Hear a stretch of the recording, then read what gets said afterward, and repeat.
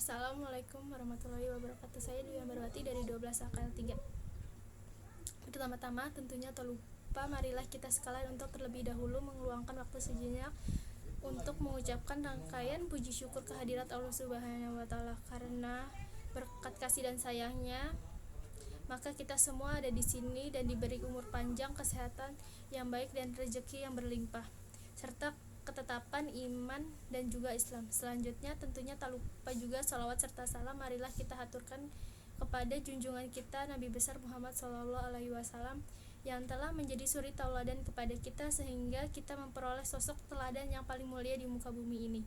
Hadirin sekalian yang berbahagia yang dirahmati oleh Allah Subhanahu wa taala.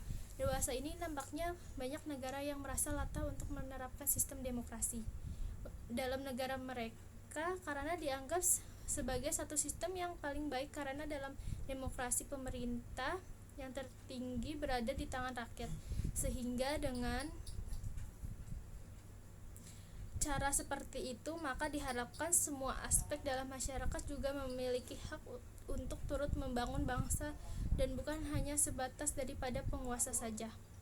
Namun nampaknya dengan berjalannya waktu makna demokrasi yang secara hakiki ini juga sepertinya mengalami perubahan.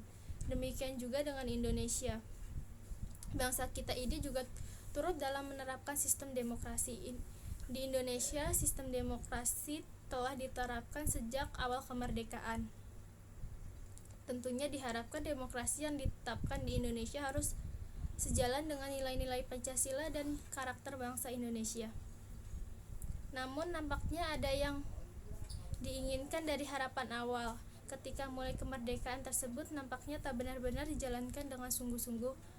Demokrasi yang diharapkan akan membawa perubahan yang lebih baik malah memberikan kesengsaraan bagi rakyat, sehingga pada akhirnya muncul berbagai penolakan-penolakan dari beberapa aspek masyarakat.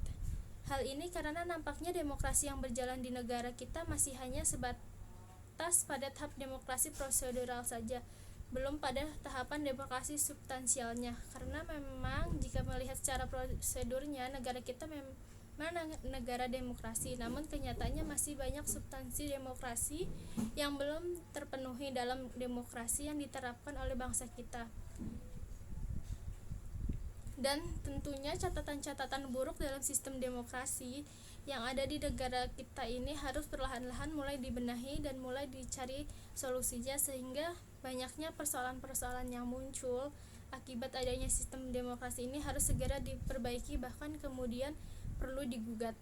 Hadirin sekalian yang berbahagia dan dirahmati oleh Allah Subhanahu wa taala, kiranya hanya cukup sekian saja yang dapat saya sampaikan. Apabila terdapat kata-kata yang kurang berkenan, mohon dimaafkan. Wabillahi taufik wal hidayah. Wassalamualaikum warahmatullahi wabarakatuh.